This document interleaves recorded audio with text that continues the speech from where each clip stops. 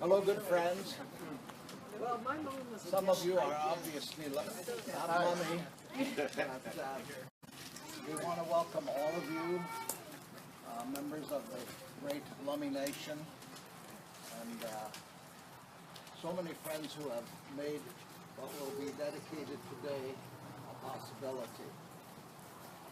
I am a Tlingit Indian, and I am honored as a chief, as one who carries shaman, and Aaron is not, we're not family even though our last names are Thomas. I'm Jim Thomas, Aaron Thomas, but Aaron calls me uncle, and when he asked me to represent him and the work that he and Doug and the others have been doing, it was a very pleasurable obligation of mine to come before you and to welcome you and to help this become a reality.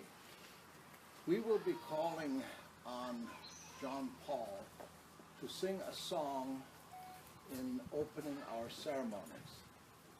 Why is it important that we have singing among our tribes, especially those of us who live by the water?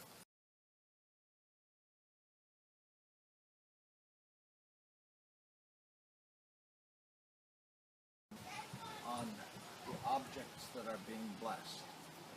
And today we will do it with song, we will hold it in our hearts, and when we dedicate this building, it will become then a treasure of the Lummi Nation and all of the people who are working together on this project. John Paul?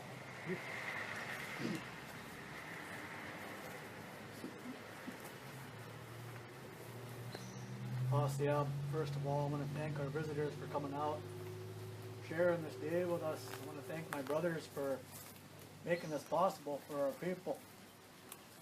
My brothers that are in charge of this and putting this on, making this possible for the ones that need the help, get the help they need one way or another. Listening to my brothers speak, 65% are children.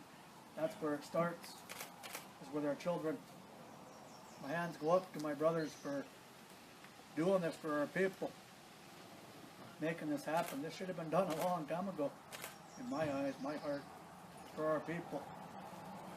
Nevertheless, done. I've seen my brothers make leaps and bounds with this, what they're doing. Thank the young man for stepping forward with my brother. I seen you on Facebook Live last night, or whatever you want to call it, with my brother. Oh yeah.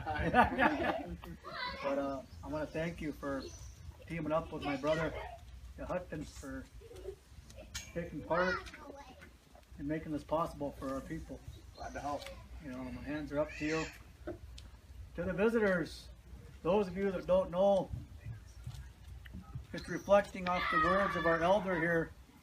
This is just one of the ways in how we take care of our work here at home. Like you heard it said, sometimes we use cedar boughs, brush the home out. Sometimes we use other ways that we were taught. This is just one of the ways. These songs, they all carry a prayer. One way to think about it is we all say a prayer before we eat, share a meal. This is just like saying a prayer in our Indian way. So I'm just going to share a song with you. Turn the floor back over to my elder here. I thank you all once again for taking the time. Thank Lummi Law and Order for being here, taking the time to come be with us, witness the work. Every one of you are witnesses.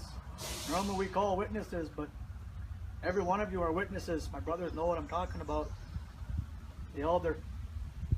So people can ask, you can say, yes, I was there, I witnessed it. Witnesses take place. Again, my hands go up to each and every one of you. Yes, yeah, much better.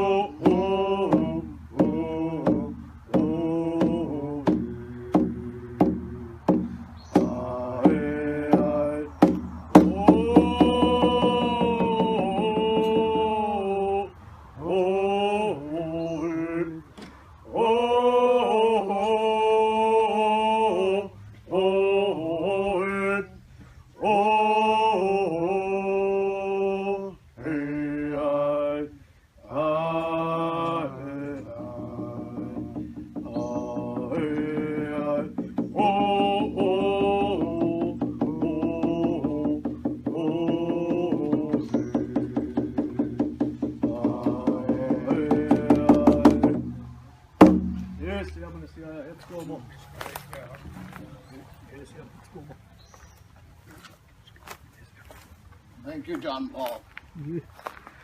It gives somebody like me, and I'm sure it is that way with all of the Lummies who are here and all of you who are visiting us, to hear a young man who can sing that beautifully with a great spirit, and who can share his knowledge of his tribe and of our ways.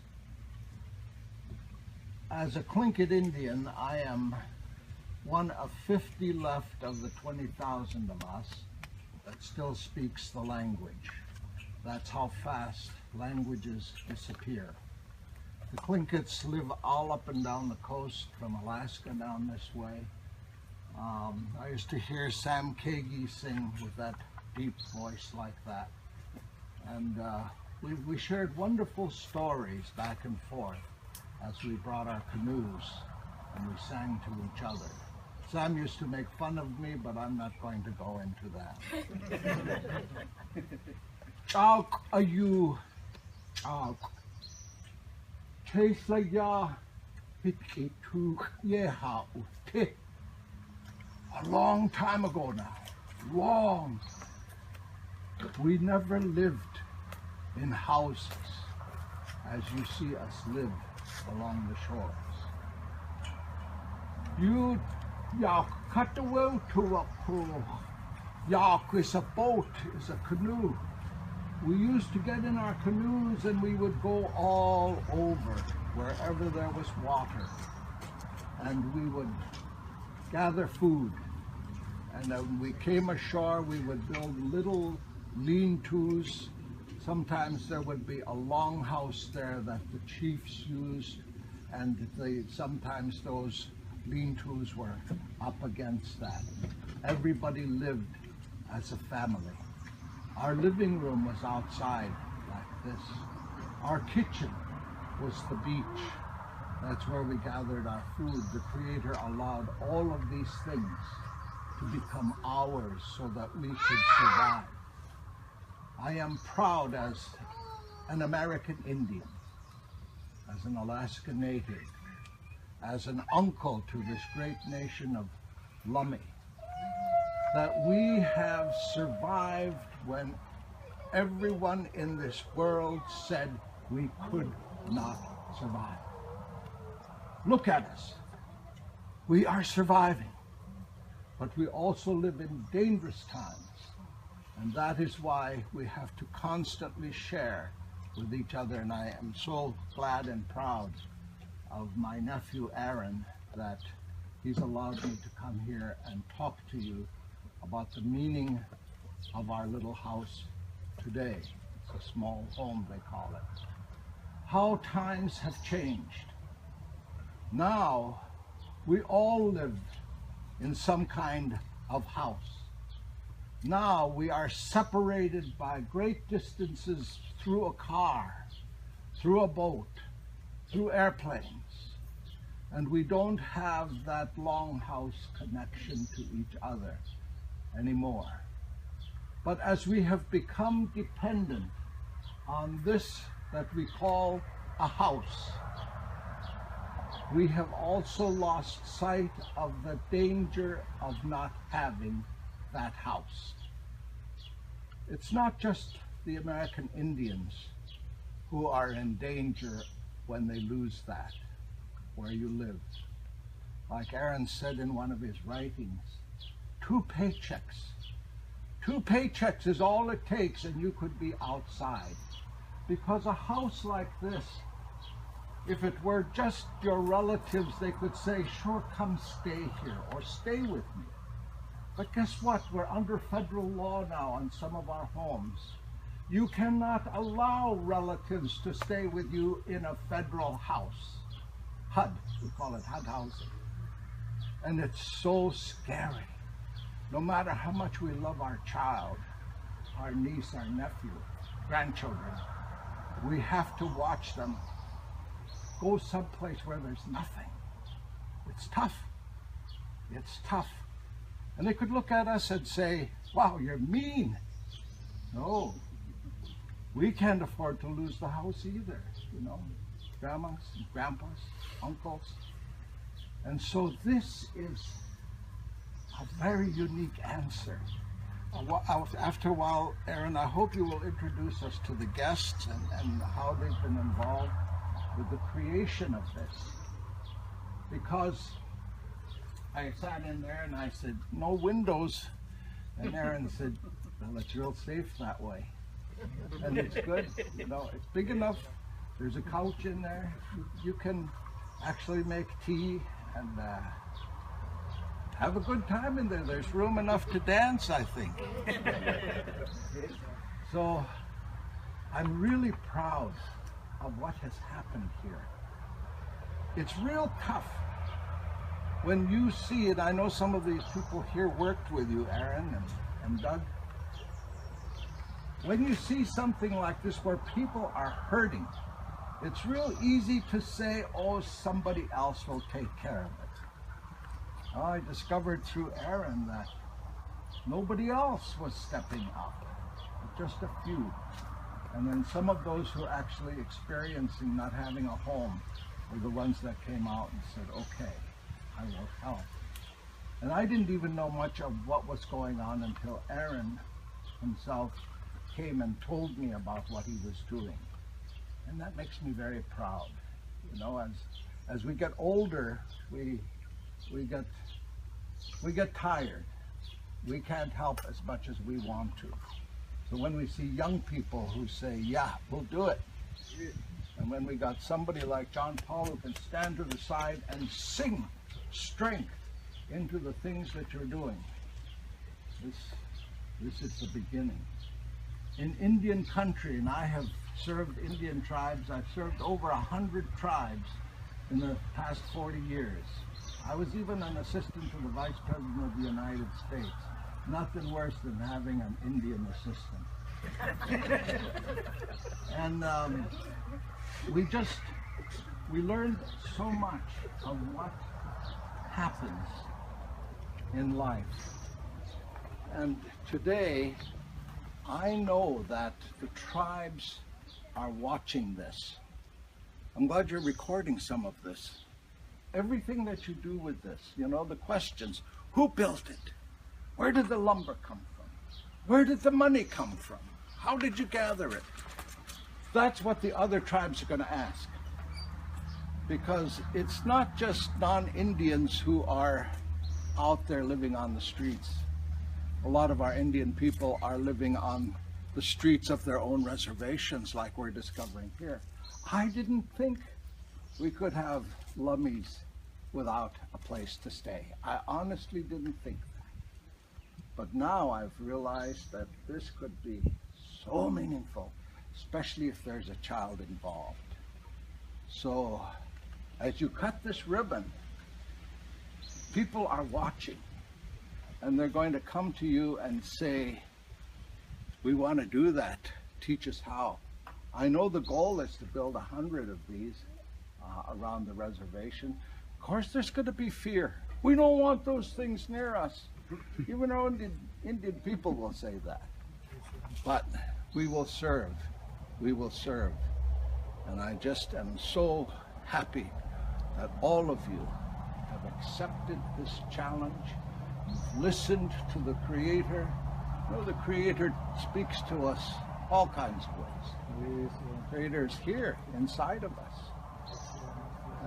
We make pretty bad housing sometimes for that Creator, but it still sticks with us. You know? So I offer the blessing of the Creator back to you. For those of you, Doug, your great leadership, and just knowing that our faith comes from our own ways, from way before ministers and priests came to us. And then we've accepted also the message that was brought to us by those people of God, who then we have taken into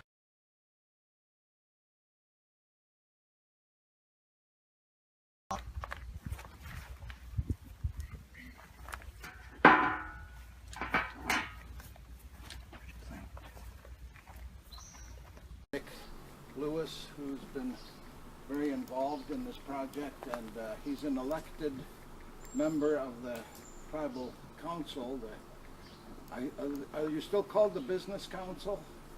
So it always gives me a good feeling when an elected person takes time to be among the people, because that's the only way you get to know what your real responsibility and job is. You get to also feel the gratitude of the people directly. So Aaron, could you introduce our guest? Yeah, wanted to invite Douglas to come up and say a few words from the HomesNOW nonprofit organization. We'll have Nick come up too. So come up and just say a few words on who you are, who we are. Yeah, so me and Jim Peterson, who can't be here today because his son's getting married in North Dakota. Jim and I started this HomesNOW thing about a year ago. We wanted just the simple goal of ending homelessness, first in Whatcom County and then beyond there.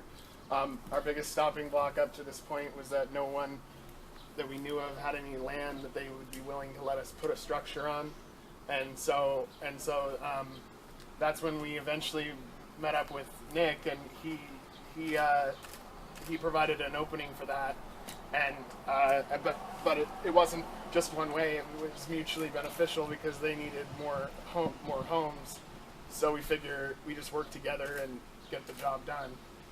For us, now, not later. So. So who built it? So this was a company that built the outside, but we did the inside with a bunch of people's help. And on the next structure, we hope to build it ourselves to get the cost down. And yeah, we wanted to make it look like a real home or a real room on the inside. Not just like a temporary place to just sleep, but like it's a room. So yeah, it's exciting to be out here and actually be able to make a difference, and hopefully we can do a lot more. So. So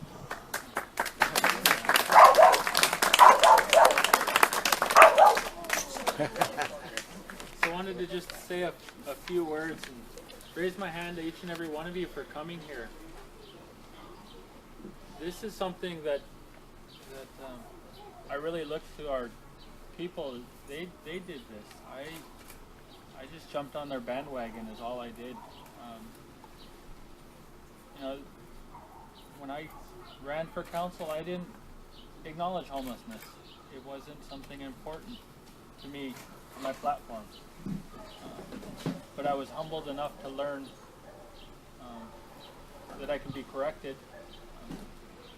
Aaron and Siamoet and Doug, Kimberly, and a bunch of others were doing some work, and I was thankful to them for allowing me to stand with them in their efforts, support in any way I could.